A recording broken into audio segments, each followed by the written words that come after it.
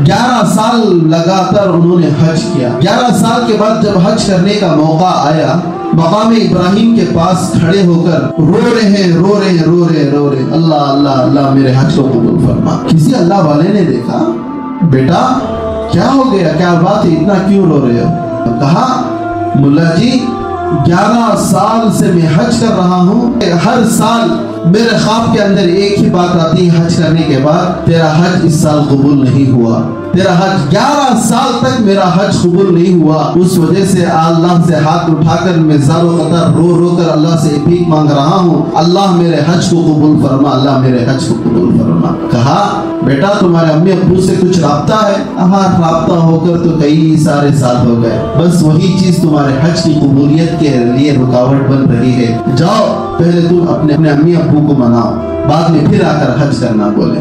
اب بیٹے کو بھی اس بات کا احساس ہوا، حضرت تو بات تو صحیح کیے ہیں، سال گزر گئے، عرصہ گزر گیا، ہم اپنے امی اور ابو سے تعلق ہی نہیں رہا۔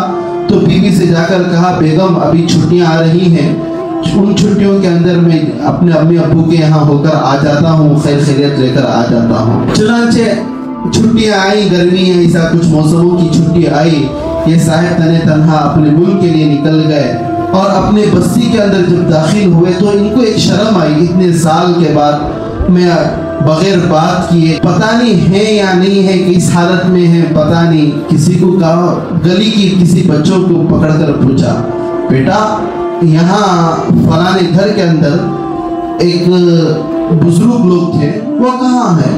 کہا کہ ایک آدمی، بوڑھا آدمی تو تھا، 7 مہینے پہلے اس کا انتقال ہو گیا ہے، 7 مہینے پہلے اس آدمی کا انتقال ہو گیا ہے۔ ہاں کوئی اماں رہتی ہے، بوڑھی اماں رہتی ہے، اس کو بھی لقوہ مارا ہوا ہے، وہ بھی اپنی بچھانے پر پڑی ہوئی رہتی ہے، اور وہ بچہ اسی بیٹے سے بات کرتے ہوئے کہتے ہیں لوگ کوئی اس کا بیٹا ہے، 10 سال سے اپنے والدین کو چھوڑ چھاڑ کر سعودی میں جا کر رہ گیا ہے، نہ پوچھتا ہے نہ کرتا ہے۔ یہ کٹ رہا تھا اندر سے، اب میں کیسے جاؤں؟ اب جب یہ دہلیز کے پاس گئے، جا کر دیکھا کہ امی سو رہی تھی۔ ارے میں اپنی امی کو تو نہیں جگاؤں گا، خامخواہ تکلیف ہو جائے گی، اب نہیں جگاؤں گا بول کر جب تھوڑے اور قریب گئے، کیونکہ لقوہ مارا ہوا تھا، بدن بس بستر پر لیٹی ہوئی تھی، اور جب تھوڑے قریب گئے تو دیکھا کہ ان کے امی کے ہونٹ ہل رہے تھے، کچھ بڑبڑا رہی تھی، کچھ بول رہی تھی۔ اب یہ ڈر بھی رہے تھے، اتنے سال بعد آیا، ابو کا بھی انتقال ہو چکا، امی کی یہ حالت ہو چکی، ماں کا درد تھا اس کے دل کے اندر، باپ کا وہ درد تھا، بس دنیا کی بعض مشغولیتوں میں رہنے کی وجہ سے وہ بھول چکا تھا۔ اب آیا تھا تو دیکھا ماں تو سو رہی ہے، پھر آگے جا کر تھوڑا دیکھا ماں کچھ بڑبڑا رہی ہے، ہونٹ ہل رہے ہیں اس کے، سنو تو صحیح ماں کیا کہہ رہی ہے۔ اللہ اکبر۔ جب وہ آگے گئے اور ان کے امی کے پاس کان لگا کر سنا تو وہ ماں کہہ رہی تھی، اے اللہ اس دنیا سے میرا شوہر تو چلا گیا ہے، کہیں میرا بیٹا بھی مجھے نہ بھول جائے، ایک بار میں اپنے بیٹے کو اپنے آنکھوں سے دیکھ لوں۔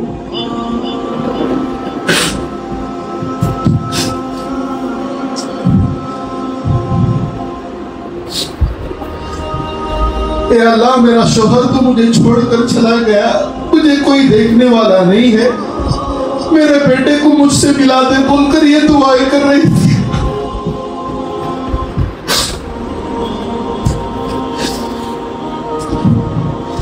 بیٹے نے کہا امی جان میں آ گیا ہوں، فوراً ماں اس بیٹے کو لپیٹ لی، کہا بیٹا کہاں چلا گیا تھا، تیرے بغیر تو میری سانسیں اکھڑ رہی تھی۔